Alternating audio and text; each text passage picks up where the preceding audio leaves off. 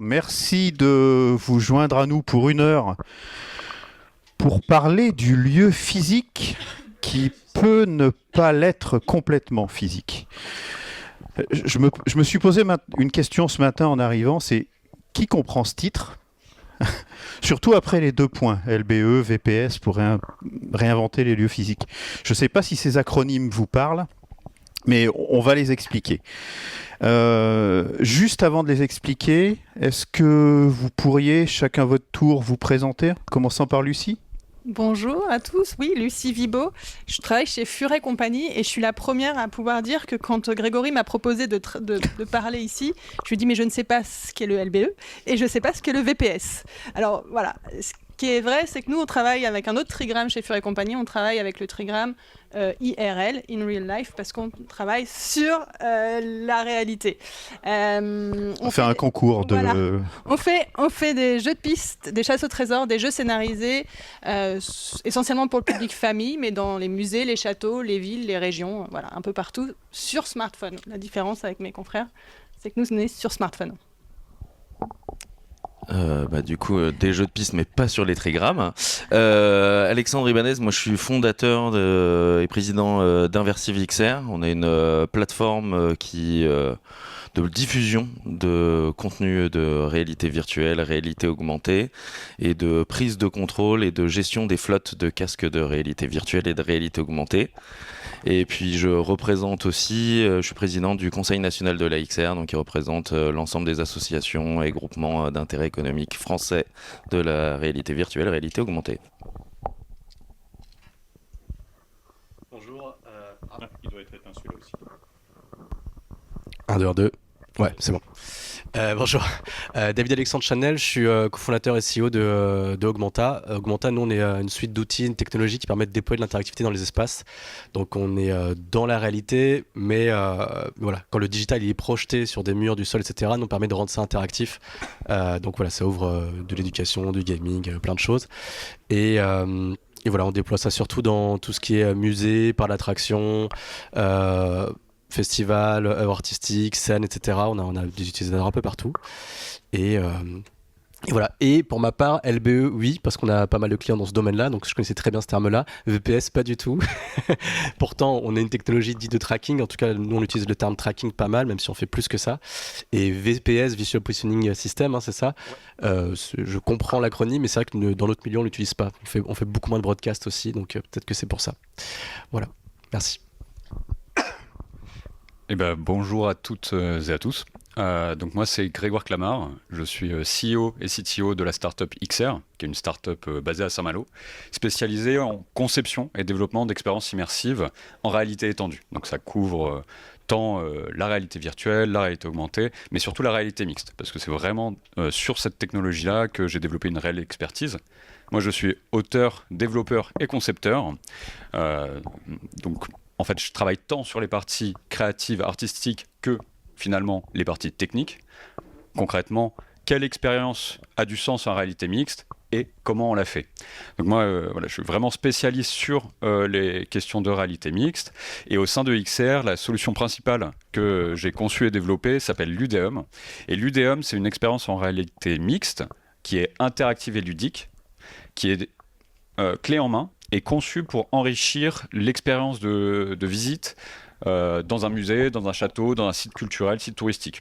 En gros, concrètement, avec des casques, je viens intégrer une expérience ludique, des jeux spatialisés, à des scénographies existantes pour sublimer en fait l'expérience de visite et créer un moment de partage, de loisir et un moment social, puisque la réalité mixte, je ne sais pas si ça vous parle, mais contrairement à la réalité virtuelle, où en fait on est isolé dans un environnement 100% virtuel, la réalité mixte, on continue de voir son environnement, on continue de se voir les uns les autres, et moi je viens intégrer des modules numériques interactifs directement dans l'espace. Donc c'est pour ça qu'on parle de jeux spatialisés. Voilà, pour faire court, finalement c'est d'autres mots que j'ai employés pour parler de LBE, parce que concrètement le LBE c'est ce que je viens de vous raconter. Et puis voilà, je pense que VPS par contre effectivement c'était pas un terme auquel on est le plus habitué, mais c'est intéressant de l'aborder aussi dans cette discussion. Eh ben c'est parfait, on va faire la minute définition alors. Donc, juste pour reposer les bases. LBE, Location Based Entertainment. Quoique. Expérience. Oui, non mais j'allais le dire. Entertainment est un mauvais mot parce que Location Based Experience, c'est beaucoup mieux. Vous êtes dans une salle immersive.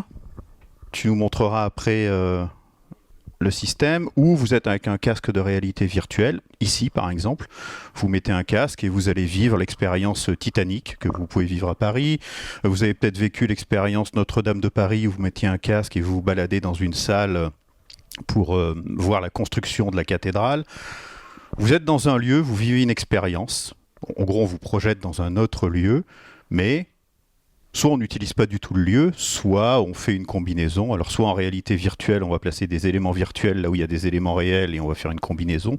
Soit en réalité mixte, on va vous permettre de voir l'environnement réel et puis on va imaginer d'autres choses. Enfin bref, on imagine quelque chose d'autre dans le lieu. Et puis l'autre, le Visual Positioning System, alors celui-là c'est bien ça, hein, c'est système. Sans entrer dans les détails, on va dire que vous avez une application qui va reconnaître ce qu'elle voit et en réalité augmentée, souvent, va enrichir cette réalité. Alors vous avez tous utilisé peut-être un smartphone pour faire du maquillage virtuel ou pour faire parler un tableau ou quelque chose comme ça, mais ça c'est ma minute science-fiction. Dans quelques années, vous prendrez des lunettes. Voilà. Vous me regarderez comme ça et vous me verrez apparaître dans vos lunettes. Ou moi, je verrai apparaître un public virtuel, comme ça j'aurai un Stade de France devant moi au Satis, ça sera cool. Les lunettes, c'est du soft, hein. Vous avez des caméras, les lunettes reconnaissent la salle, reconnaissent quelque chose, et elles peuvent poser un objet virtuel ici. Un animateur, un guide dans un musée, on l'a dit, un professeur. Dans une salle de classe, vous allez, je sais pas, vous avez envie d'apprendre la chimie dans une salle de classe, vous savez, avec tous les systèmes et tous les éléments d'un TP, vous mettez vos lunettes, vous lancez le programme et vous avez un professeur de chimie qui vient vous apprendre à mettre de l'eau dans du sucre ou du sodium dans de l'eau. Ça peut être rigolo aussi. Et vous augmentez le lieu de cette façon. Donc voilà les deux technologies. Une qui est un peu plus du côté de la réalité virtuelle, une qui est un peu plus du côté de la réalité augmentée, mais dont finalement la vocation c'est que le lieu où vous êtes, vous allez le transformer, mais sans le changer physiquement. Et c'est ça tout l'intérêt évidemment.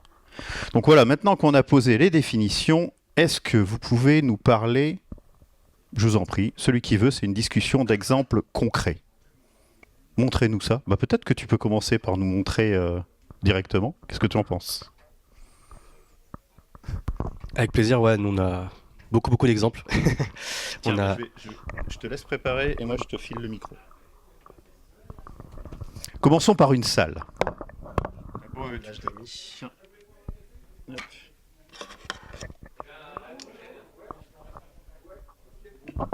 Je profite de cet interlude pour faire un petit point sur la réalité mixte. C'est un terme qu'aujourd'hui on commence à entendre de plus en plus. Il faut savoir que c'est un terme qui est plus axé sur l'expérience proposée et non pas sur la technologie. La réalité mixte, c'est de la réalité augmentée, technologiquement parlant. Mais l'expérience proposée est différente que celle auquel on a été habitué avec les outils proposés, que ce soit smartphone, tablette.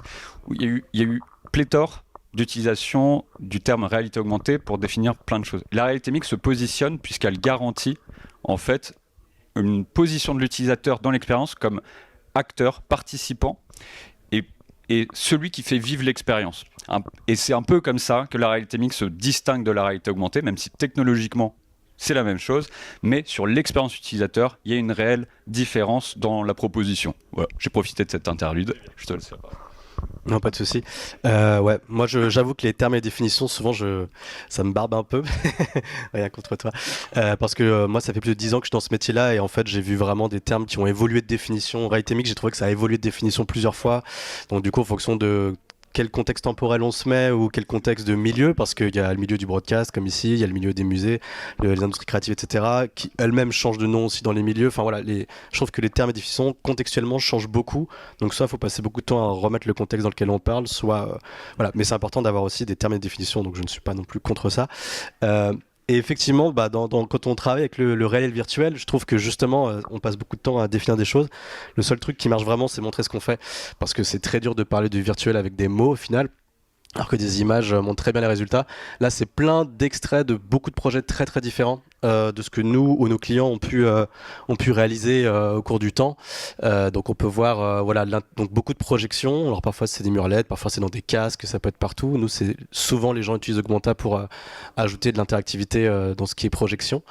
Donc on peut voir que c'est de la scène, c'est de la musique, c'est des conférences, c'est des jeux, c'est des musées, c'est des expériences narratives, c'est des jeux.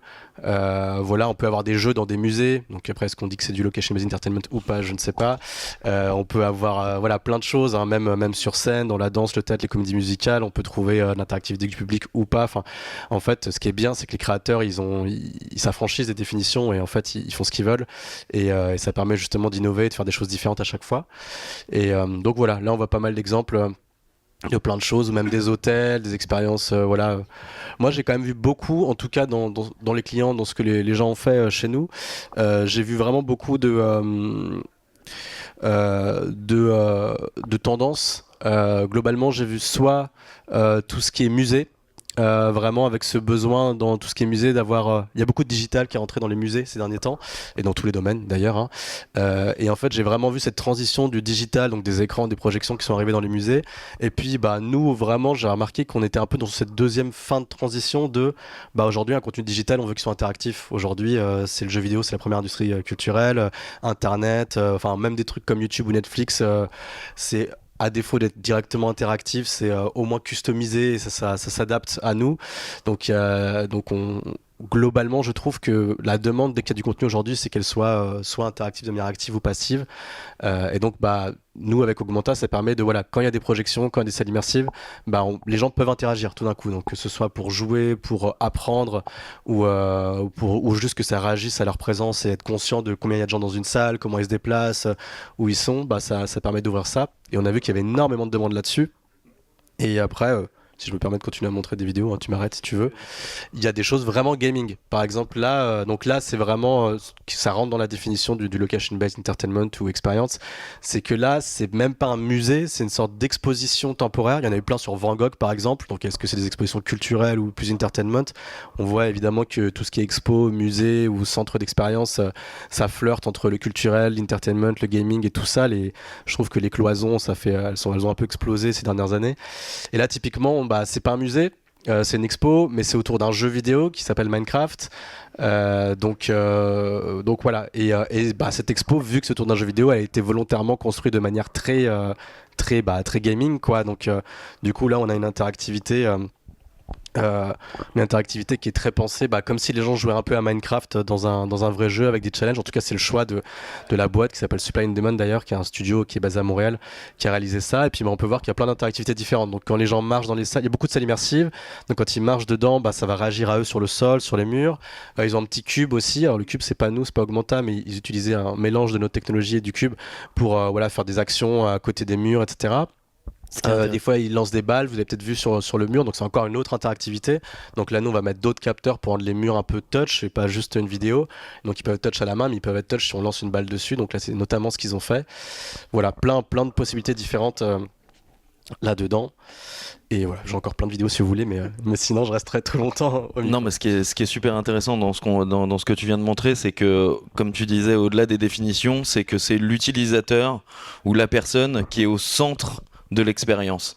Et c'est ça qui différencie vraiment tout ce qu'on a pu voir jusqu'avant, où le digital c'était quelque chose qui était projeté vers nous, et c'est pas nous qui étions, enfin l'utilisateur ou le spectateur, peu importe, qui était au centre de l'expérience. Là, ce qu'on vient de voir, c'est que c'est l'utilisateur qui fait réagir son environnement, c'est lui qui est à l'intérieur de l'environnement, qu'il soit dans un environnement complètement réel ou que ça soit dans un casque de réalité virtuelle ou de réalité mixte, comme tu peux le faire. Parce que c'est vraiment à la première personne, et c'est nous qui allons faire bouger les choses, qui allons les faire réagir. Et ça permet quand même d'avoir une interaction qui est complètement différente, de se projeter, donc de ressentir plus d'émotion. C'est des technologies comme on est au centre et qu'on est à la première personne, et que c'est des machines empathiques. Et donc que ça soit pour l'apprentissage, la connaissance et l'entertainment ou le divertissement ou tout ce qui est artistique, ça va être un peu plus puissant. Alors, Ça tombe bien. à la première personne, où nous, on travaille plutôt sur des publics familles, donc plutôt ensemble. Et donc, du coup, on n'a pas de casque qui nous coupe, on n'a pas C'est pas vrai. d'audio. On n'a pas d'audio non plus, on Parfait. est ensemble. Voilà. Non, mais il coupe Parfait. pas. Non, mais Lucie, c'est intéressant parce que là, on est dans une salle, elle est préparée, on y vient. Ouais. Est-ce que tu peux nous expliquer ce que tu fais où on n'est pas dans une salle, Nous, on en est... le réel n'est pas préparé et on y vient quand même. On y vient quand même. Bah, nous, vraiment, le smartphone sert de baguette magique, de loupe pour lever les yeux sur le monde. C'est pour ça, in real life, c'est ça que je disais tout à l'heure. C'est comment on arrive à créer un lien et à emmener le visiteur qui ne soit pas enfermé dans les yeux, dans le téléphone, à plonger. On a l'habitude de dire qu'on a plus de 70% du jeu qu'on fait sur smartphone, c'est notre savoir-faire, qui se fait en dehors de... Donc voilà, c'est l'objectif, c'est d'avoir une loupe pour regarder des choses qu'on n'a pas l'habitude de voir. On passe peut-être, si il y a un jeu dans votre ville, vous n'aurez peut-être pas vu qu'à tel endroit, il y a, je ne sais pas, on a sur le pont d'Albi, la date de la crue, par exemple. Donne-nous un exemple concret. Comment ça se passe? Alors, on arrive, là, notre dernier gros projet, c'est l'abbaye de Chéry-Ourscan dans l'Oise. C'est des moines qui nous ont demandé de faire, donc on a vraiment tout type de clients, des moines qui nous ont dit, on voudrait un Cluedo multijoueur rejouable. Bon, voilà. Donc on a cette partie-là, donc on a proposé cette nouveauté. Et on a aussi un jeu plus standard pour nous, qui est un jeu de découverte du site. Donc c'est une abbaye cistercienne qui est complètement en ruine. Donc c'est très beau, je vous invite à aller voir. C'est d'une dentelle à ciel ouvert, mais on est complètement... tout est en ruine. Donc on arrive sur le site. Pour revenir à la question de Grégory, on arrive sur le site, on a un grand panneau d'affichage qui nous dit ici c'est l'abbaye de Chéry-Ourscan, bienvenue. On a créé le panneau donc avec un ours, puisque Ourscan vient de ours, un ours qui aurait aidé à construire l'abbaye. Et donc on scanne avec notre téléphone le panneau, après avoir téléchargé l'application, on scanne le panneau et là l'ours prend vie et nous dit bienvenue à l'abbaye de Chéry-Ourscan, suis-moi, on a une aventure à faire ensemble. Et après, au fur et à mesure, un jeu de piste, une chasse au trésor, c'est une dizaine de points d'intérêt. Et sur la dizaine de points d'intérêt, on dit quel est le meilleur, la réalité augmentée, la réalité virtuelle, quelle est la meilleure expérience à cet endroit-là à faire. Et donc, on arrive un peu après dans cette abbaye à ciel ouvert et on fait une reconstitution globale de ce qu'était l'abbaye à telle époque.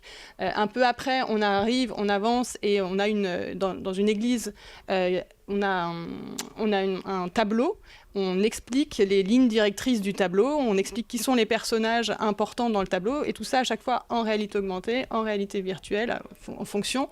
On a un endroit au bout d'un moment qui est pas accessible au grand public parce que c'est l'endroit où les moines mangent, par exemple, et donc du coup on fait une petite œilleton pour voir pour plonger en réalité virtuelle dans l'espace de restauration. Donc on a à chaque point d'intérêt des petits moments où on a des effets, des expériences sympas à vivre et qui créent du lien aussi en famille, puisque c'est des expériences familiales. Et donc l'objectif, c'est d'être ensemble. D'ailleurs, notre téléphone n'est pas à l'horizontale, il est à la verticale. On se plonge au fur et à mesure dans... Ouais. Dites-moi. C'est une application ou c'est des applications. On a développé en fait une usine à apps, donc ça fait 15 ans qu'on existe, on a développé plus de 100 applications, on dit 100 applications d'ailleurs, plus de 100 applications sur les stores actuellement en ligne, et donc on a vraiment, c'est à la manière d'un WordPress des applications mobiles, on développe très facilement, très rapidement, et après en fonction des demandes, ça peut être des sites touristiques, ça peut être des marques, parce qu'on travaille aussi avec beaucoup de ressources humaines pour faire plein d'activités de team building ou d'accueil du nouveau collaborateur en entreprise. En fonction des demandes, voilà, on a par exemple Dior qui nous a demandé d'animer pour Noël leur magasin, voilà, et en fait on valorise leur marque, on valorise leurs produits en fonction. Parfait. Grégoire, un exemple encore? Comme ça on va bien comprendre. Ouais, je vais prendre le relais. Tu me dis si c'est bon? Et il n'y a pas de son, donc Non, il n'y a pas de son, donc je vais parler en même temps. Vous pouvez regarder. Donc là, ce que vous voyez, c'est le premier déploiement du dispositif Ludéum, qui a été réalisé cet été au Cathédraloscope à Dole de Bretagne. Donc là, vous le constatez, les utilisateurs et utilisatrices portent un casque, ils sont en réalité mixte, et en fait, dans la scénographie existante, on vient rajouter, intégrer des éléments numérique, directement interactif, très intuitif. Tout se passe sur casque, en fait. C'est aussi le gros intérêt de l'Udéum, c'est que c'est très intuitif, c'est très facile à utiliser pour les visiteurs, mais aussi très facile à exploiter pour les lieux. Et en fait, on est vraiment sur une expérience de jeu. C'est-à-dire que l'Udéum, son nom l'indique, on est sur une expérience ludique et on sort des formats traditionnels linéaires où l'utilisateur en fait est passif face à un spectacle qu'on lui propose, à une vision. Et là, il y a un vrai degré d'interactivité qui est proposé pour en fait venir répondre à des attentes nouvelles d'un visitorat qui peut être nouveau ou un visitorat qu'on fait revenir, qui a, on en parlait tout à l'heure, des exigences d'interactivité qui sont beaucoup plus hautes que ce qui était il y a 5 ou même 10 ans. Et en fait, là, l'Udéum, c'est aussi une approche réellement besoin. C'est-à-dire que aujourd'hui, les lieux culturels, touristiques, ont de plus en plus de mal à se démarquer par rapport à l'offre culturelle, loisirs, existante. En plus, elle est concurrencée de tous les côtés par de nouvelles plateformes, des choses comme ça. Et ces lieux-là, là, je ne vous apprends rien, investissent déjà dans des dispositifs immersifs pour renforcer leur attractivité et faire venir des nouveaux publics, mais aussi faire revenir les publics déjà existants. Parce que quand on a visité un lieu 2 fois, 3 fois, bon, on a fait le tour, qu'est-ce qui va nous faire revenir ? Qu'est-ce qui va en fait nous donner envie de revivre une expérience et de la partager avec d'autres ? Et donc, c'est pour ça que les lieux investissent aujourd'hui dans des expériences qu'on qualifie d'immersives et d'interactives, mais ces lieux restent confrontés à des problématiques. Déjà, c'est le coût à l'entrée qui peut être une des premières barrières. Ça va être la lourdeur logistique, la lourdeur de matériel. Ça peut être le format. S'il est linéaire, bon, bah, une fois que les gens l'ont fait une fois, qu'est-ce qui les fait racheter ou faire revenir pour vivre cette expérience. Et puis la technologie qui, en fait, évolue très très vite. Et des outils qui, il y a 10 ans, attiraient foule, aujourd'hui peuvent sembler désuets, voire encombrants. Et c'est là où, en fait, avec cette approche, moi j'avais envie de saisir vraiment l'outil de réalité mixte, le casque et ses usages, pour créer quelque chose qui vient répondre à un enjeu réel, donc les problématiques que je vous ai exposées. Et j'y réponds, puisque avec l'Udéum, en fait, j'ai conçu un back-office optimisé qui me permet de concevoir et d'adapter une expérience immersive, ludique, personnalisée à toute typologie d'espace, de lieux, d'histoire, en des temps records. C'est-à-dire que je viens diviser par 10 le temps de production moyen d'une expérience immersive. Normalement, on est sur un temps moyen d'1 an, et ben je le fais en 1 mois. Et je le fais en 1 mois, et toute la partie artistique est personnalisée, comme je le disais, en fonction de toute typologie de lieu. Et en fait, j'arrive à optimiser en fait ce process, puisque en fait l'Udéum, c'est une expérience qui va être précalibrée. En fait, on est sur une expérience interactive avec différents modules qui sont préconçus, et on va en fait choisir les modules qu'on va intégrer dans un espace qui correspondent à l'envie du lieu, de comment il a envie d'exprimer, comment il a envie de s'adresser à ses publics. Puisque j'ai cette expertise en game design, moi j'arrive à raconter les choses par le jeu, par l'interactivité. Donc forcément, l'expérience proposée est totalement différente de ce à quoi les lieux ont l'habitude de présenter à leur public. Et du coup, c'est vraiment un renouveau. Moi, ce premier déploiement, je reste une start-up qui a été créée en 2024, donc c'est de l'exploration aussi.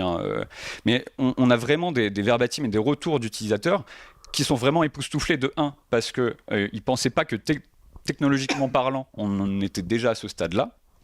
Et de 2, en fait, ils ne s'attendaient pas à ce que le jeu puisse créer l'expérience qu'ils ont vécue. L'expérience de partage, moi je l'ai vraiment vu, puisque j'ai assisté les premières semaines au déploiement, où il y a une réelle intimité et partage qui se crée par exemple entre enfants-parents ou enfants-grands-parents, malgré le casque. On peut se dire, le casque, on ne se voit pas. En fait, aujourd'hui, il y a une lourdeur technologique qui est liée à l'avancée. Mais Grégory, tu l'as évoqué en intro et je te remercie pour ça. Effectivement, d'ici 3, 4, 5 ans, on va passer sur des modèles qui sont beaucoup plus légers et qui vont permettre en fait de s'affranchir de cette réticence qui dure vraiment pas longtemps, parce qu'une fois qu'on met le casque et qu'on plonge dans l'expérience et qu'on en fait l'expérience, ça disparaît, cette friction-là. Surtout en réalité mixte, tout ce qui était réalité virtuelle, ça dépassait. Et donc il y a vraiment ça, et y compris pour les groupes, la réalité mixte, on est ensemble. On est ensemble un peu comme toi, ce que tu fais avec les vidéoprojections, où en fait c'est une expérience qui est sociale. Donc en fait il y a un réel gain pour les lieux culturels, touristiques, de proposer des nouvelles expériences par rapport à leur mission principale. Alors, c'est très bien que tu parles de réel gain, parce que moi, je suis un peu, tu sais, je suis un peu terre à terre. Donc, quels sont les critères de réussite de ces expériences-là? C'est une question pour tout le monde, hein. Vous avez déjà évoqué pourquoi les lieux, quel que soit le lieu, ont intérêt, voient des intérêts, font de l'interaction, etc. On comprend un peu les besoins, mais comment mesurer qu'une expérience comme ça est une réussite? Est-ce que vous avez des métriques? Après, on parlera des contraintes, hein, mais pour vous mettre dans le truc, au mieux qu'on parle des trucs... Enfin, on parlera des trucs qui fâchent après. On va vous expliquer que c'est génial, puis après on vous expliquera que c'est un peu plus dur que prévu, mais les métriques, qu'est-ce qui montre que ça marche? Alors, peut-être prendre des exemples de super belles boîtes françaises qui font ça super bien. Je pense à une entreprise comme Backlight qui est spécialiste du location based experience et qui avec une expérience qui a été faite il y a, je pense maintenant 3 ou 4 ans, qui est le Bal de Paris. C'est une expérience qui a été complète tout du long qu'elle a été faite à Paris et puis après qui a fait le tour du monde. Et elle revient enfin à Paris. Donc en plus c'est des expériences qui ont quand même une durée de vie énorme, parce que comme on parle quand même de technologie, même si on dit les choses elles ont avancé, etc. Oui, la technologie avance vite, mais le temps que les gens se rendent compte que la réalité virtuelle déjà c'est quelque chose qui est solide, qui fonctionne et qui est déployable, bah, on est déjà passé à la réalité mixte, mais il y a encore 50% de la population qui n'a pas essayé la réalité virtuelle. Donc ces expériences elles ont une durée de vie qui est très importante. Là, on parle de 4 ans, qui ont fait le tour du monde, qui ont du coup trouvé un modèle économique non pas dans un seul lieu, mais dans plusieurs lieux à travers le monde.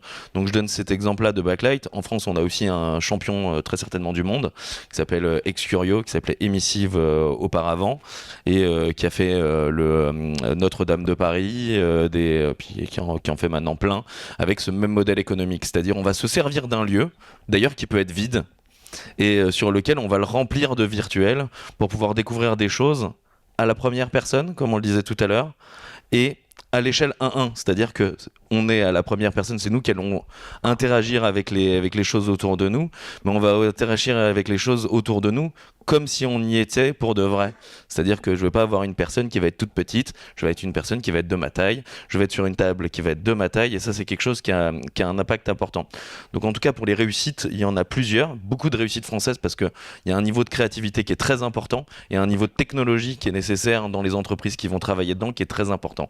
On a très bons ingénieurs, on a très bons créateurs en France, donc je pense que c'est aussi ce qui fait qu'en France on est particulièrement on fait des tournées dans le monde entier sur tout ce qui est fait en France en réalité virtuelle, réalité augmentée, visual positioning, etc.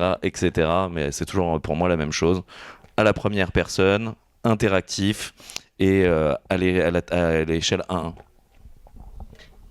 Chez Furet Compagnie, pour les métriques, on a 2 types de métriques. On a d'abord, comme on est sur des applications mobiles, on peut regarder les notes sur les stores, les avis. Donc on a souvent on a en moyenne sur nos 100 applications 4,4 sur 5 sur les... Voilà, après, c'est la même usine à app, hein, donc en fait, quand on en a fait une, on sait que ça marche, après tout marche. Ah, mais c'est intéressant, ça veut dire que ça marche toujours. On garantit à nos clients qu'ils ont 4 minimum sur les stores.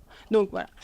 Donc on a les notes sur les stores, on a les commentaires qui nous permettent d'améliorer aussi. Et après, on a tout notre back-office où on voit chaque question, du coup, c'est sur chaque étape, on sait à quel moment, soit en général, ils n'arrêtent pas, ils vont jusqu'au bout, mais si on voit à un moment donné qu'il y a une question qui est trop difficile, un jeu qui est trop difficile, ou là, il y a un problème, la réalité augmentée, on travaille avec Pierre et Vacances, par exemple, et au début, il y a une affiche, et on voit sur les 150 lieux qu'ils ont, on voit qu'il y a un lieu qui a un problème, mais il n'y a pas l'affiche au démarrage. Donc, en fait, on peut, avec nous, on peut monitorer comme ça, et ajuster si le défi est trop difficile, s'il y a un problème, on voit tout de suite qu'il y a des graphes, et sur le graphe, il y a un problème, donc là, on agit, on intervient.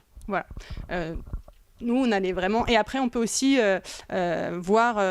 laisser les clients, enfin les visiteurs, écrire des petits mots et nous dire ce qu'ils ont pensé de l'aventure. Pareil pour les collaborateurs en entreprise. Qu'est-ce que vous avez pensé? Qu'est-ce qu'on peut améliorer? Et donc, on a les feedbacks qui permettent de faire un retour directement. Donc c'est très concret. Et je rajoute, on parlait des événements. Nous, on a plus de 10 applications qui existent depuis plus de 10 ans. Donc on sait aussi que c'est une expérience, et ça plaît aussi aux sites culturels et touristiques, c'est qu'ils savent qu'ils ne le font pas, ils n'investissent pas une fois, et après, voilà, ça s'arrête. Ils investissent sur la durée. Bravo. Nous en métrique, alors nous c'est plutôt nos clients parce que ils vont faire des spectacles, plein de choses. Donc leur métrique à eux, ça va être le nombre de tickets vendus en général. C'est aussi simple que ça. Les métriques à nous, c'est est-ce qu'on a beaucoup de demandes, est-ce que les gens continuent d'être intéressés, est-ce que nos clients reviennent et les feedbacks. Nous, on a les feedbacks des studios de création qui vont créer ces contenus-là. On a les feedbacks des techniciens qui vont utiliser l'interface. Donc ça nous permet de nous améliorer et d'avoir des retours. Bon, globalement, ils sont bons. De toute façon, même si c'était pas vrai, je voudrais pas dire l'inverse. Et voilà, moi ce que je vois partager, c'est que j'irais complètement dans le sens de ce qu'a dit Alexandre. En fait, pour moi, il n'y a pas du tout une technologie qui est meilleure qu'une autre. Et puis, comme tu l'as dit aussi, elles évoluent très rapidement. C'est le contenu qui fait le succès d'une expérience, tout simplement. Hein. C'est comme le cinéma, il y a des bons et des mauvais films, et on a toujours un écran, ça existe toujours. Il n'a pas eu besoin de faire de nouvelles technologies, et ça marche tout aussi bien, que ce soit dans des salles de cinéma ou sur Netflix, ce qu'on veut. C'est un autre débat et d'autres conférences qui parleront de ça.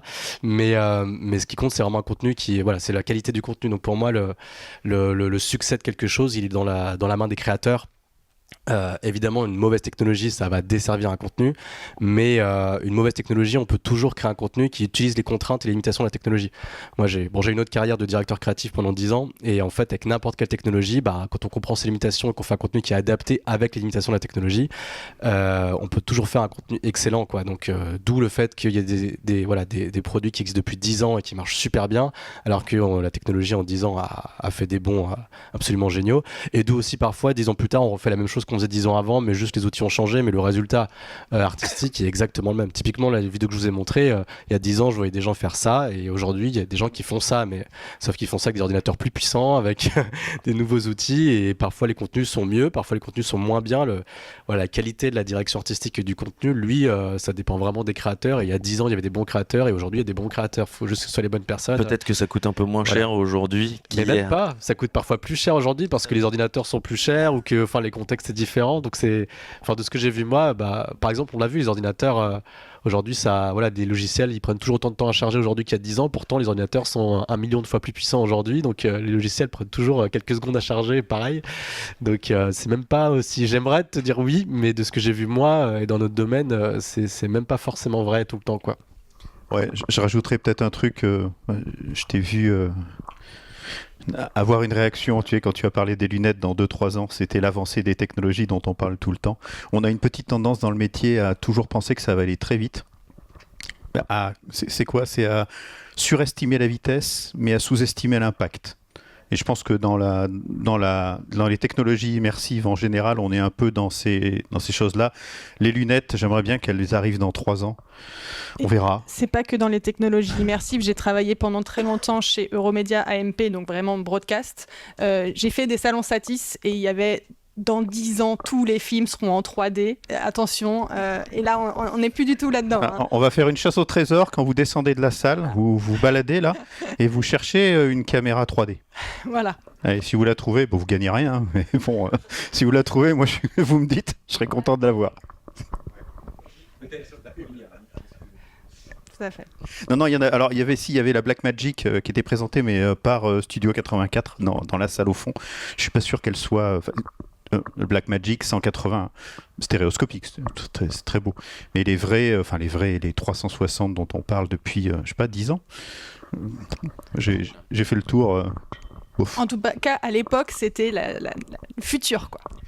Moi, sur les technologies, je voulais juste revenir sur le point, même si je suis totalement d'accord avec ce que tu dis, en fait, le point le plus important, c'est l'expérience proposée. Mais en fait, des fois, c'est la technologie qui va permettre l'expérience.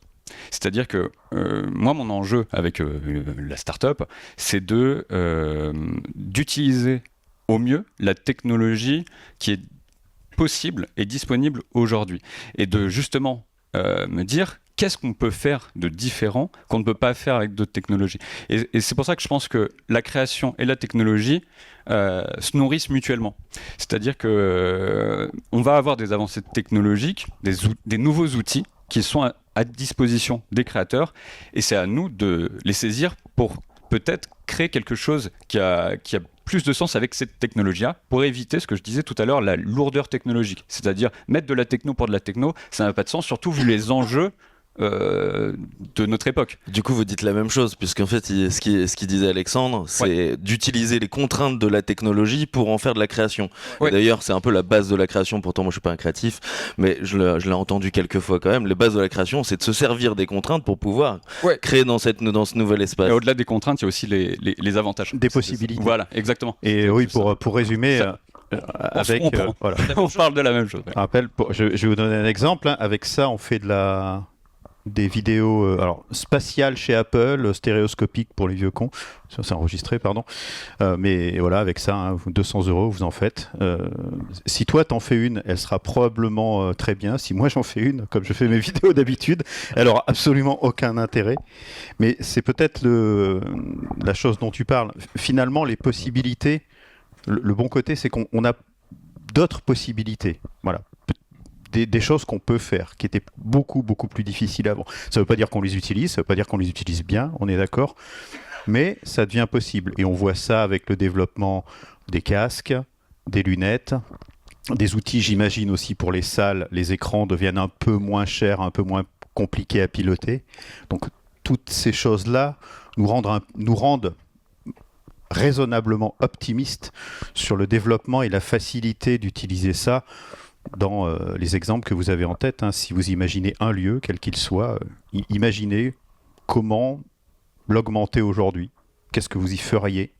Est-ce qu'il est vide ? Est-ce qu'il n'est pas vide ? Est-ce que vous voulez lui faire raconter une histoire ? Est-ce que vous voulez juste détendre les gens et leur faire passer un bon moment ? Attention, on n'est pas là juste pour les détendre. Hein. On peut les tendre aussi, oui, ça, je suis d'accord. Leur faire apprendre. On peut même leur faire peur. Hein. On peut apprendre en s'amusant sans s'en rendre compte en plus. Ce qui est vachement intéressant au niveau des technologies, de ce qu'on a parlé là, et particulièrement vous trois du coup, c'est toi tu es sur une technologie qui est dans la poche de tout le monde, et du coup en fait tu vas toucher plus facilement un très grand public. Toi avec la réalité mixte, tu vas pouvoir dans un lieu commun permettre de faire une expérience culturelle, immersive, divertissement, ludique, mais dans n'importe quel lieu en fait, puisque tu vas pouvoir augmenter ton lieu, et toi tu vas avoir besoin d'être dans des lieux qui sont déjà un peu plus importants et sur lesquels tu vas avoir une patte créative qui va être qui est aussi un peu plus importante en servant de ces lieux-là. Mais je trouve que c'est intéressant de se dire qu'il y a un espèce de continuum entre les trois devices et les trois technologies qui sont utilisées, qui sont les trois des technologies immersives, mais avec des niveaux d'immersion qui sont un peu différents. Ouais, il y a aussi la question du prix aussi, parce que un téléphone, voilà, tout le monde en a un, donc des fois on l'a déjà, on connaît le prix du téléphone. Discutons des contraintes. Les casques, c'est un autre prix, mais c'est un peu moins consumer, on va dire. On arrive sur du semi-pro, c'est accessible aux professionnels et aux consumers. Et nous, typiquement, on utilise des lidars 3D, des choses qu'on va retrouver sur des voitures autonomes, des capteurs industriels, avec des gammes très professionnelles, très industrielles, des gammes un peu plus semi-professionnelles. Mais du coup, on n'est pas du tout sur le même type de matériel et de prix notamment. Et ça, c'est une vraie question, parce qu'effectivement, si on veut comparer, il y a typiquement, par exemple, ce que tu fais, si tu utilises 2 ou 3 casques, ça va avoir un certain prix, ne serait-ce qu'on parle que du matériel, avant de parler de la création. Nous, quand on va fournir du matériel, on va peut-être faire 200, 400 personnes, mais on n'est pas du tout sur le même genre de matériel, de prix, etc. Donc, c'est vrai qu'il faut faire attention aussi, les contextes peuvent être très, très différents sur le milieu, les contraintes. Et du coup, s'adapter à tous les besoins. Ouais, les besoins vont être différents aussi. Ouais. Un musée ou un parc d'attractions, Disney, tout ça, avec des milliers de personnes ou des centaines de personnes à la seconde, sur des trucs, c'est pas pareil que 5 visiteurs dans une salle dans un musée. Voilà, c'est niveau matériel, gestion, humain, tout ça, on est vraiment dans des choses très différentes, quoi. Allez-y, hein, si vous avez des questions, autant discuter. Hein. Deux questions. Merci. Hop. Bonjour, je suis pas du tout du milieu. Deux questions séparées. D'un côté, vous dites c'est basé sur l'expérience, mais du coup par rapport à d'autres industries, est-ce qu'il y a une importance de personnalisé, entre guillemets, un enfant n'aura pas la même expérience qu'un adulte ou une personne âgée. Et est-ce que ça compte ou pas? Parce que finalement, vous adaptez dans des lieux différents, dans des méthodes différentes, vous avez raison, ce continuum, mais c'est la même expérience pour le groupe ou différents personas dans le même lieu. Est-ce que ça compte ou pas du tout? Ça, c'est la première question. Et puis la deuxième question, c'est sur les métriques, pour un lieu qui est, on va dire, lambda, qu'est-ce qui, à votre sens, peut le convaincre d'y aller? Est-ce que c'est la contrainte parce que s'il ne le fait pas, les concurrents le font, il est has-been? Ou est-ce que vous avez vu dans les projets de vos clients, est-ce que c'est une augmentation de la fréquentation? Est-ce que c'est une augmentation du tarif du billet? Ou encore remplir les moments de creux? Qu'est-ce qui, d'un point de vue business, a amené les trucs autres que des passionnés, des créatifs, des techs, où on se dit ouais, ça va être super parce que voilà. Moi, je veux bien essayer de répondre aux deux questions rapidement de mon point de vue. Sur le premier aspect, qui est l'expérience, est-ce qu'elle convient à tous les publics? Moi, je sais que l'Udéum est conçu pour justement avoir une proposition telle que, qu'importe finalement son profil de joueur, on y trouve son compte. Et que, comme on est sur un format qui est non linéaire, finalement, c'est l'utilisateur qui va se diriger par lui-même vers ses centres d'intérêt par rapport à ce qui est proposé. Donc, moi, j'ai eu des publics de 7 à 87 ans. Chacun et chacune a trouvé son compte. C'est-à-dire que les enfants se sont beaucoup allés vers des modules de jeu très dynamiques où il y a de l'adresse, et les personnes un peu plus seniors se sont dirigées vers les modules qui font appel à l'expression, à la créativité, et y ont passé beaucoup plus de temps. Donc ça, c'est pour répondre à la première question. La deuxième, c'est vrai qu'il y avait les questions de métrique et de business. Ça, c'est un enjeu qui est important. Je pense que la French Tech qui est derrière moi depuis le lancement de la boîte serait fière que je dise ça, parce que c'est vraiment en fait un enjeu concret, surtout quand moi, mon marché principal, c'est la culture, avec de l'argent public qui est de moins en moins disponible et des difficultés justement d'attractivité. Il y a un réel enjeu business, et c'est pour ça que il y avait aussi l'idée de redonner confiance à ces professionnels-là, de la culture, du tourisme, qui ont investi dans des dispositifs immersifs, qui n'ont pas forcément eu les retours attendus, qui ont rencontré des difficultés publiques. Moi, j'ai aussi beaucoup de publics qui me disent qu'avec la réalité virtuelle, ça s'est pas forcément bien passé, là où la réalité mixte, en fait, libère ces frictions-là. Donc, d'un point de vue business, les lieux ont besoin d'outils pour générer l'attractivité, et ils le font par de l'interactivité, qu'importe la technologie. C'était un peu cette intro.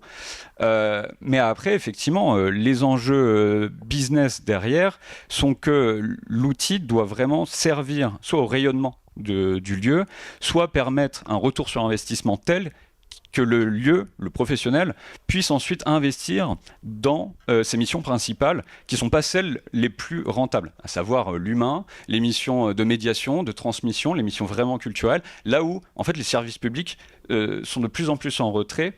Et du coup, il y a un réel enjeu où on se tourne vers des solutions qui vont garantir un retour sur investissement et des possibilités d'investissement à venir. Voilà un peu pour répondre aux questions. Chez Furet Compagnie, pour le public, pour la cible, on s'adresse à qui vous voulez. En fait, c'est vraiment le client qui décide à qui il s'adresse. Donc, on travaille pour des assez petits, pour certaines sociétés, et on travaille aussi avec Domitis pour les maisons de retraite. Donc voilà, on a fait des chasses au trésor, parce qu'en fait tout le monde joue, tous les âges jouent, et les maisons de retraite, c'est les personnes qui sont dans les... Alors ça s'appelle pas des maisons de retraite en plus, des résidences pour seniors, pardon. Dans les résidences pour seniors... la langue de bois, ça. Voilà, non, dans les résidences... Attention, dans la rigole pas, c'est bientôt pour moi. Alors. Dans les résidences pour seniors, c'est les seniors qui font eux-mêmes le parcours de jeu avec les soignants, voilà. Et après, comme ça, les familles qui viennent tester, qui viennent rendre visite, ils ont une activité à faire dans la ville, autour de la maison de retraite. Donc, il y a vraiment on peut s'adresser à qui on veut. En général, les gens qui viennent nous voir, ils nous demandent public famille, pour s'adresser à tout le monde. Parce qu'en fait, derrière un téléphone, quand on parle de statistiques tout à l'heure, nous, derrière un téléphone, il y a en général une famille, il y a plusieurs personnes qui sont derrière, et on distille de l'information en plus. On a le jeu, à un moment donné, un jeu, et des informations complémentaires. Alors soit c'est pour les enfants qui sont curieux, qui vont à la fin de l'aventure relire des informations, soit c'est pour les parents au fur et à mesure, ah bah c'est ça, je savais pas, etc. Mais par contre, c'est tout le temps on n'est pas dans un trivial poursuite. Il ne faut pas avoir de la connaissance. Les enfants, ils sont au même niveau que les parents.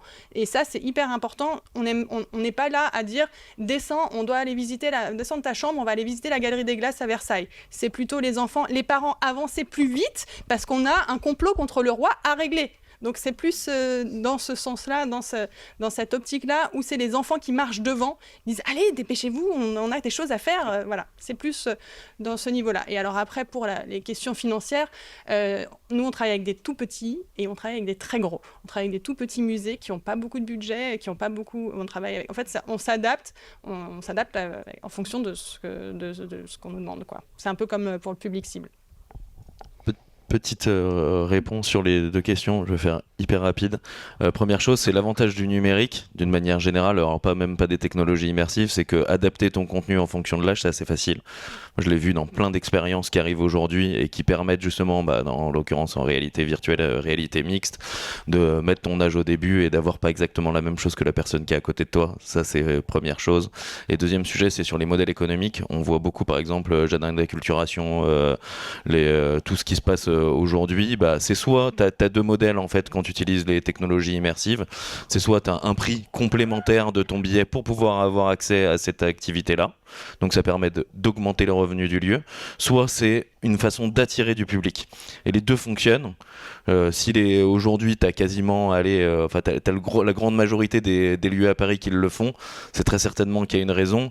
C'est plus des gens comme au départ, on parle de départ, c'était quand le départ, mais bon, il y a, je dirais, une dizaine d'années en tout cas sur les technologies qui utilisent des casques, où les gens ils utilisaient, comme tu disais, pour un peu se faire plaisir et puis se dire on est déjà là, puis on commence à découvrir la techno pour pas avoir de retard demain.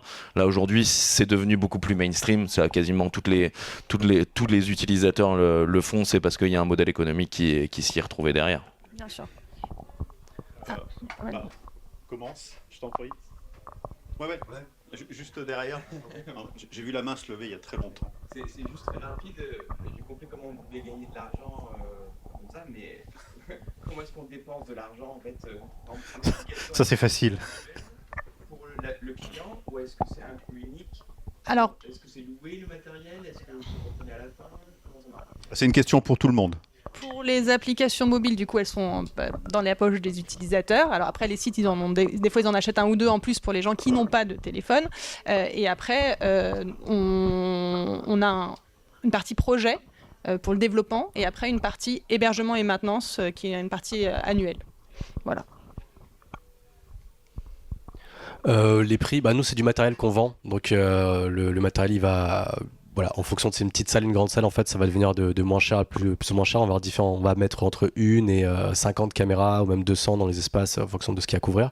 Nous du matériel plutôt professionnel, donc en général les gens vont l'acheter une fois. Si on parle de musée, expo, etc., il y a des gens qui louent. Nous des fois on aide nos clients, les partenaires qui vont créer avec à leur louer un peu des licences ou parfois même du matériel quand c'est en Europe. Mais globalement ça va être un achat une fois. Et puis ils vont l'amortir sur une expo qui va durer 3 ans. Et puis après, je sais pas ce qu'ils en font. Est-ce qu'ils réutilisent le matériel pour faire d'autres expos, ce qu'ils peuvent, ou est-ce que finalement il finit quelque part en vrai, je sais pas. Mais des fois j'ai des clients qui m'appellent et qui nous disent on peut mettre à jour et tout. Ils ont un truc qui tourne depuis 10 ans en Australie. Donc j'ai des surprises. Je sais pas ce qui se passe tout le temps. Mais voilà. Et si on parle vraiment de prix, pour ça que je dis qu'il y a des grosses différences au début. Nous le matériel en général avec le kit complet, on va être souvent un truc qui commence à 10 000 euros et qui peut monter jusqu'à 200 000 euros de matériel. Donc c'est aussi pour ça que je soulignais qu'il y a potentiellement une grosse différence entre le prix d'un téléphone et du matériel comme nous on a.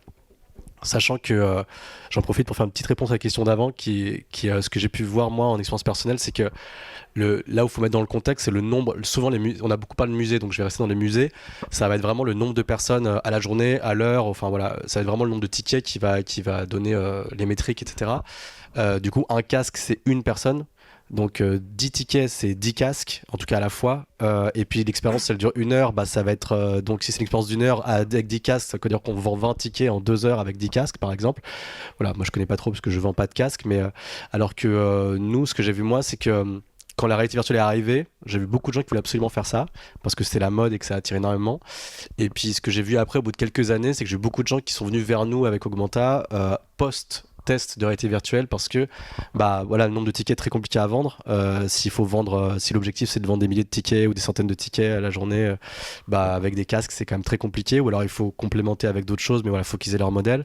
Et j'ai vu aussi beaucoup de problèmes de les casques qui s'abîment. Il faut souvent des gens pour équiper. Donc il faut nécessairement des humains qu'il faut payer, etc. Il y a un peu de vandalisme, de casse, etc. C'est notamment pour ça qu'il y a des boîtes qui savent très bien faire. Je suppose que c'est entre autres ce que tu fais, Alexandre. Et nous, avec Augmenta, comme tout le matériel il est au plafond, donc il y a zéro vandalisme possible et ça peut être entièrement automatisé. Donc c'est pour ça qu'on va notamment les musées, les parcs d'attractions, ceux qui ont énormément de... La Minecraft que je vous ai montré, c'est vraiment une expo... ils ont un parcours, ça change de salle et puis ça enchaîne. Quand des gens sont dans une salle, il y a déjà les autres salles qui... Donc ils ont un nombre de tickets vraiment énorme à la journée, ce qui fait qu'ils vendent l'expo. Je crois qu'elle coûte quelques centaines de milliers d'euros à la location à la semaine, par exemple, cette expo-là. Parce qu'en fait, avec les tickets, ils font plus que des centaines de milliers d'euros à la semaine, en fait. Chose que, on peut pas faire facilement avec des casques. En tout cas, je connais pas les chiffres. Et c'est intéressant de voir que maintenant, vous commencez à avoir des expériences premium avec des casques, justement, avec les Vision Pro, avec les choses comme ça, où on parle de tickets... à 30, 40, 50, voire 100 euros, où il y a moins de cast, mais c'est plus rentable et c'est une expérience type fan. Vous savez, les coulisses de tel groupe, tel machin. Les modèles économiques depuis un an explosent dans tous les sens. Ça, c'est clair. Ouais, peut-être pour aussi rebondir sur ce que tu dis, et je l'évoquais tout à l'heure, il y a quand même l'enjeu de redonner confiance. C'est-à-dire que là, ce que tu exposes, les problèmes connus lié à l'utilisation du casque. Aujourd'hui, je pense pas être la seule start-up à essayer d'y répondre, mais justement, moi j'ai conçu aussi un système qui est autonome. C'est-à-dire que là, le déploiement que j'ai réalisé cet été à Dole de Bretagne, en fait, il n'y avait pas d'opérateur. Ouais. C'est-à-dire que moi, le modèle de l'Udeum, il est vraiment clé en main, et je m'occupe tant de la partie conception jusqu'à la mise à disposition du parc matériel et la maintenance. Et en plus de ça, en fait, j'essaye vraiment de rendre l'immersif aussi facile à exploiter que l'est aujourd'hui un audio guide dans un musée. Et ça, c'est un réel enjeu. C'est un enjeu que si on arrive à y répondre, en fait, on pourra démocratiser l'usage de casques qui a pris quand même pas mal de coups parce qu'il y a eu des pionniers qui pendant 10 ans en fait ont essayé plein de choses. Ça a nourri l'industrie, ça a nourri l'intérêt des publics vers ce type de dispositif. Et maintenant, effectivement, il faut réussir à l'adapter à des enjeux en fait économiques, des enjeux d'exploitation, des enjeux logistiques. Et c'est pour ça que il y a différents axes, différentes batailles à mener simultanément, à savoir proposer du contenu qui correspond aux attentes actuelles et en même temps le proposer sur des dispositifs qui répondent aux enjeux des professionnels. Et ça, c'est vraiment à toujours considérer quand on est en train de développer des nouveaux outils, des nouvelles expériences. Mais vraiment, voilà, ce côté clé en main, pour répondre sur la question du modèle économique. En tant que start-up, je suis encore en exploration. En business, on parle de pivot, c'est-à-dire qu'au départ, je pensais vraiment faire quelque chose de clé en main avec une tarification unique et puis le lieu ensuite est libre de l'exploiter à sa façon, donc soit avec du ticketing, aujourd'hui c'est comme ça que ça a été exploité, soit juste il l'utilise en outil de valorisation et d'attractivité. Et puis là, en fait, je suis en train de réfléchir à faire un mixte, c'est-à-dire que il y a un peu, en fait, je baisse le prix d'entrée pour rendre encore plus accessible, encore plus démocratiser ces outils-là aux institutions qui veulent s'y tourner et qui n'ont pas forcément les moyens et qui n'ont pas forcément le risque disponible. Comme il y a prise de risque partagée, et du coup, une répartition du ticketing, de la billetterie entre la start-up qui livre le produit et le lieu qui l'exploite. Il y avait une question. On va commencer. Allez, c'est parti. Vous aviez une question ?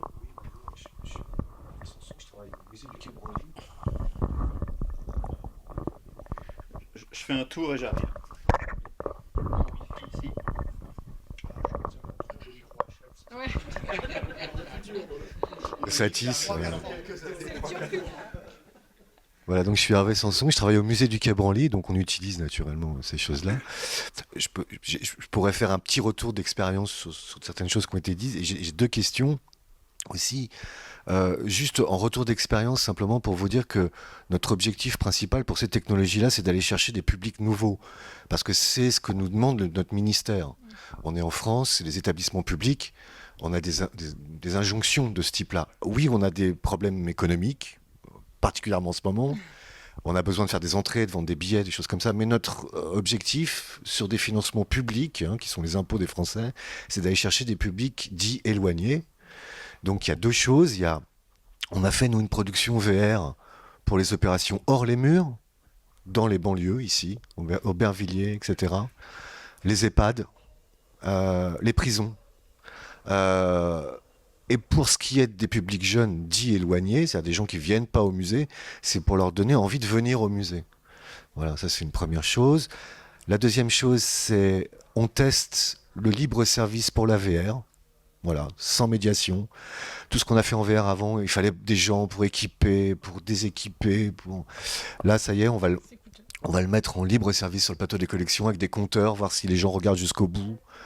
Avec des choses très pratiques. Quand on a un casque sur la tête, on peut se faire les poches. Donc il faut un endroit où on se sent un peu sécurisé, etc. Voilà, ça c'est plutôt un retour d'expérience. Et ensuite, les questions. Alors, c'est pour Lucie. La famille, toute la famille est derrière le même téléphone?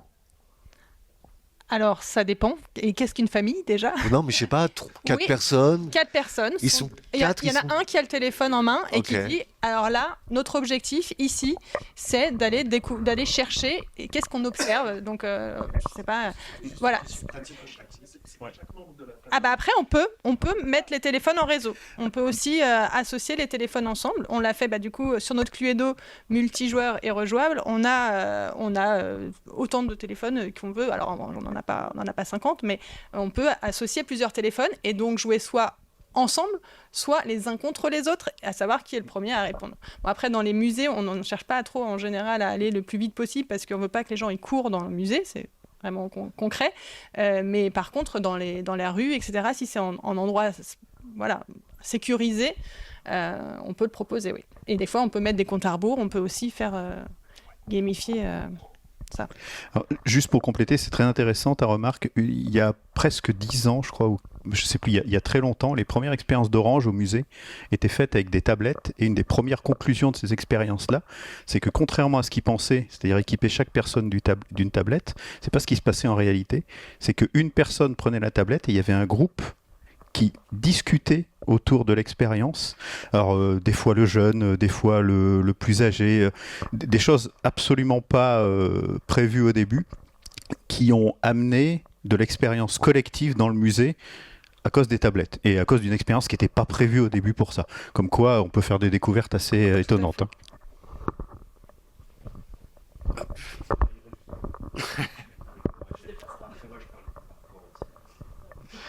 Alors bonjour, déjà merci pour la présentation. Alors moi du coup, la question que je me pose, c'est plus sur le fait qu'on ait parlé beaucoup d'immersif jusque-là, mais du coup, l'immersif actuellement, comme on peut le voir, on se concentre uniquement sur tout ce qui est visuel et peut-être sonore du coup. Mais du coup, je voulais vous poser la question des autres sens globalement. Est-ce que vous voyez du coup des nouvelles technologies émerger sur la partie interaction avec le public justement? Vous nous avez montré du coup avec l'Udéum du coup votre interaction et finalement du coup il manipule le ciseau pour tailler la pierre, mais ils le font à la main, ils n'ont rien en main. C'est pareil avec la technologie d'Augmenta et globalement avec les téléphones. Du coup, je voulais savoir si justement vous voyez un peu d'amélioration ces derniers temps sur la capacité du coup à rendre les expériences encore plus immersives avec de nouveaux outils, peut-être de nouvelles technologies du coup haptiques qui permettraient d'avoir un retour d'information utilisateur sur des sensations de toucher, des sensations de chaleur, tout autre type de sensations. Et du coup, est-ce que vous voyez aussi se développer du coup des synergies éventuellement entre de nouveaux acteurs sur le marché qui développeraient justement ce genre de technologie et qui l'apporteraient sur le marché de la création? Vas-y. Ok. C'est une très bonne question. J'aurais 2 réponses différentes. Alors si je parle de ce que nous on fait côté augmenté et de ce que je vois sur les demandes, nous on rajoute de plus en plus d'objets traqués, par exemple un ballon de foot pour les trucs un peu sportifs ou vraiment des props, quoi, une épée ou des choses comme ça en plus des personnes et tout. Ça c'est des choses qu'on voit arriver, qu'on fait de plus en plus. Après, donc enfin après augmentant on est que voilà, c'est soit objet, soit quelqu'un qui saute, des choses comme ça, voilà, c'est des choses que vous attendez. De ce que j'ai pu voir, moi, en fait, je mettrais 2 réponses à ce que tu dis, c'est qu'il y a la réponse technologique et il y a la réponse, encore une fois, contenu. La réponse technologique, c'est que moi, j'ai vu énormément de technologies ces 10 dernières années. Il y a plein de gens qui ont fait des choses haptiques de plein de manières différentes. Sur, comme tu l'as mentionné, le chaud, le froid aussi. Sur les senteurs, il y a eu plein d'essais avec de la réalité virtuelle, avec plein de choses. J'ai vu énormément de choses. Moi, ma conclusion personnelle, c'est que le problème, c'est pas la technologie, parce que la senteur, enfin, toutes ces choses-là, il y a eu plein de technologies, je pense, très bien en soi, qui faisaient bien ce qu'il faut. Je pense que, toujours pareil, il y a des outils qui sont là, et en fait, la senteur, le chaud, le froid, ça va être pertinent dans un concept précis, dans une certaine expo, dans quelque chose. Et là, tu vas aller chercher la techno. Et vu qu'aujourd'hui, globalement, franchement, quasiment tout existe, quoi. On dit toujours qu'on fait mieux, qu'on fait plus, mais en général, on n'a pas besoin de si compliqué que ça, si on parle encore une fois musée, entertainment, etc. Et là, ça va être super pertinent. Mais de là à dire le futur c'est la senteur ou c'est machin, mon avis personnel ce sera non. C'est le jour où tu as besoin de la senteur, c'est une expo particulière et c'est pas tous les jours, tout le temps et tout d'un coup tout le monde le fait. Moi j'y crois pas à ça. Je crois plutôt à la pertinence d'un concept dans un contexte vraiment dédié sur ces technologies qui vont plus loin. Je vais me permettre de rebondir sur ce qui vient d'être dit. Ce que je trouve très intéressant aussi, c'est de se dire aujourd'hui, quand on parle et quand on voit d'ailleurs un exemple dans la salle, c'est qu'il y en a de plus en plus qui ont utilisé ces technologies-là. Et donc la question du modèle économique qu'on a commencé à parler, c'est la question de la mutualisation en fait qu'il y a derrière. C'est comment je réutilise le même casque, le même truc pour la senteur, le même dispositif pour faire pas une, mais 2, 3, 10 expériences, 20 expériences. Donc comment on crée des standards ensemble pour pouvoir utiliser le même matériel, utiliser le même outil logiciel pour pouvoir le faire. Moi j'en parle parce que c'est mon métier, de standardiser en fait tout ça, de pouvoir tout centraliser en un seul et même endroit et pouvoir le gérer. Mais c'est un des sujets en tout cas pour pouvoir trouver d'une part un modèle économique et d'autre part de pouvoir petit à petit augmenter dans notre expérience. Parce que quand on est le Quai Branly, qu'on a investi dans des cases de réalité virtuelle, peut-être que une fois qu'on a fait 2 expériences et qu'on a amorti notre matériel de casque, peut-être que la fois d'après on va pouvoir rajouter un truc pour les odeurs si on a déjà amorti notre matériel, puis la fois d'après on va pouvoir rajouter quelque chose. Et il y a cette logique d'industrialisation qui je pense, est de plus en plus au cœur du sujet dans la culture, dans le divertissement, parce que c'est aussi là où on va trouver de la rentabilité et où on va pouvoir reconsacrer aussi de l'énergie, du temps et de l'argent à la création, qui reste le sujet numéro 1 dans ces domaines. Et la question est intéressante parce qu'effectivement, les expériences et le sensoriel, c'est vraiment ça qui fait qu'on marque durablement dans la mémoire l'expérience. Chez Furet Compagnie, on a beaucoup, essentiellement le visuel. Pas mal aussi si on veut faire en fait c'est vraiment des parenthèses. À un moment donné on fait une partie audio où en pleine nature on peut dire là on vous fait écouter un oiseau, est-ce que vous l'entendez aussi, est-ce que vous pouvez l'entendre après, et c'est tel oiseau en fait, sachez que c'est tel oiseau, et puis si vous l'avez pas entendu, sachez qu'en général c'est ce type d'oiseau qui est ici dans cette forêt en ce moment. Voilà, c'est vraiment des bulles à un moment donné où c'est vraiment nécessaire. Si un quiz suffit, on fait juste un quiz, mais si on a besoin de faire sentir quelque chose, on peut le faire sentir. On essaye avec le téléphone de reproduire des gestes. On avait fait une expérience au château de Versailles sur les métiers d'art où on faisait c'était vraiment des modules pour apprendre à être tailleur de pierre, ébéniste et fontainier. Donc bien sûr, on n'est pas en train de scier du bois, mais avec le doigt, on reproduisait un peu et on avait mis un petit son, tac, tac, tac, tac, tac, tac, tac, et on reproduisait un peu pour voir quel était le travail au quotidien. Et puis après, on vernit, on choisit le bois, on coupe le bois, et pareil pour la pierre. Et comment on fait ? Alors, c'était vraiment avec un doigt, ou comme quand on gratte. On reproduit pas vraiment le geste, mais on essaye de se mettre dans la peau, en tout cas, d'un personnage, d'un artiste. Voilà, peut-être pour compléter, en fait, la réalité mixte nécessite de toute façon un environnement physique intéressant pour vraiment proposer une expérience complète. Et en fait, moi, l'UDM, j'exploite réellement les scénographies existantes, j'exploite les environnements physiques, et même je crée de l'interaction entre les éléments virtuels et les éléments physiques. Donc ça rejoint totalement ce vers quoi en fait tu imagines l'immersif. Et en fait aujourd'hui, là je suis même en train d'essayer dans une nouvelle version d'intégrer en fait de la reconnaissance d'objets et d'éléments en temps réel, qui permet justement de faciliter, parce qu'aujourd'hui c'est possible, c'est-à-dire que j'ai déjà fait des prototypes où je manipule une bouteille et j'ai des feedbacks virtuels, visuels, sonores, en correspondance avec finalement quelque chose de physique, de l'ordre du toucher. Mais ça, dans une logique d'exploitation, c'est très compliqué à concevoir. Là où, par contre, en fait, si on a des objets qui sont fixes et qui peuvent être manipulables, tant qu'il y a une reconnaissance qui se fait en temps réel, finalement, on passe du LBE au VPS, eh bien, on peut justement renforcer en fait cette immersion dont tu parles pour créer quelque chose qui est vraiment en lien avec l'espace où on est, parce que c'est aussi ça l'intérêt, c'est de faire venir des publics à des endroits là où ils vont pas retrouver cette même expérience chez eux.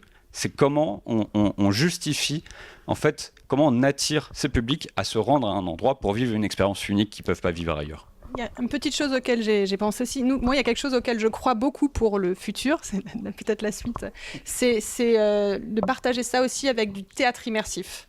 Et donc, mélanger réel, physique, des acteurs qui sont là vraiment, et virtuels au moment donné où voilà, on peut faire venir quelqu'un du passé, du futur, un hologramme, tout ce qu'on veut, mais et quelqu'un qui dit autre chose que quelqu'un qu'on croise vraiment en vrai. Donc pour l'instant, nous, on n'a fait que répondre à des appels d'offres avec des sociétés.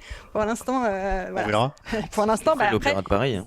Voilà, mais après, c'est plus cher, c'est tout de suite plus cher quand on mélange technologie et ça fait doublon en fait. Donc pour l'instant, on n'a pas trouvé encore le modèle économique, mais on attend que ça. En tout cas, quand il y a un besoin, il y a souvent une technologie qui y répond. Quand on parlait, les odeurs, ça fait des années que c'est utilisé. Hein. Par contre, il faut avoir le besoin. C'est pas forcément sur les odeurs, c'est plus que dans les expériences à l'heure actuelle qu'on voit, c'est beaucoup de visuels. Et Mais, du coup, la manière d'interagir avec les visuels, souvent, c'est des choses. C'est à la main, quoi. Si tu veux. Il n'y a pas d'interface homme-machine qui permette, mis à part ses mains, globalement, de souvent. Regarde la formation si tu veux avoir des exemples où ils sont beaucoup plus avancés là-dessus, parce que quand tu dois apprendre à utiliser une lance à incendie ou une meuleuse, en virtuel ça peut pas se faire. Aujourd'hui il y a des meuleuses connectées qui t'apprennent que quand tu la mets d'un certain sens et que tu la reprends dans ta tête, bah ça fait mal à ta tête, mais elle est virtuelle.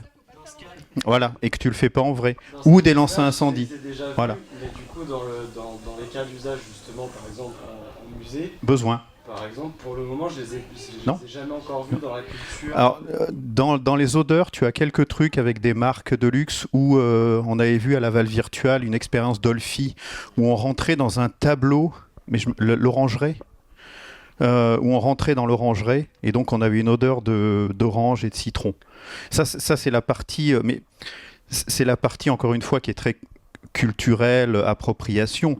On peut trouver les mêmes usages à l'école de médecine légale où tu dois savoir si tes apprentis, tes futurs médecins vont tomber raides quand ils vont sentir l'odeur d'un cadavre avant d'aller le disséquer. Alors, plutôt que de les faire, ah oui, c'est pas très fun, mais c'est comme ça, plutôt que de les faire commencer directement, il y a un projet avec Olfi qui va les faire commencer en virtuel. Ils ont synthétisé l'odeur d'un cadavre.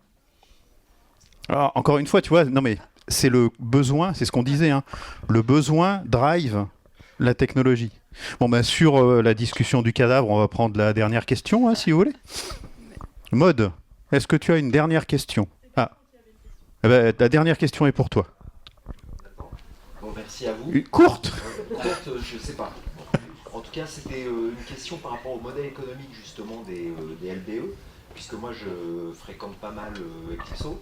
Donc déjà, dire que le Apple Pro amène un ticket à 30 €, je pense que c'est déjà 30 €, même plus je crois, pour la séance de 1 heure chez Eclipso. Et ce que j'ai remarqué, c'est qu'au fur et à mesure des expériences, la fluidité de la détection des gens autour, enfin la qualité de la détection des gens autour est meilleure, bien meilleure, mais j'ai l'impression que du coup ça fait qu'il y a de plus en plus de gens dans la salle, donc ça crée de plus en plus d'embûches, Et donc je me dis qu'il y a derrière un modèle économique, enfin un équilibre économique qui n'est pas encore tout à fait trouvé. Donc est-ce que je me trompe ou pas? La réponse est non. Moi, je pourrais ajouter un truc intéressant que j'ai quand même beaucoup vu, c'est que ces expos-là, un peu qui utilisent pas mal de technologie, nous, on a beaucoup de clients en dehors de France, et notamment, ils vont jamais venir en France.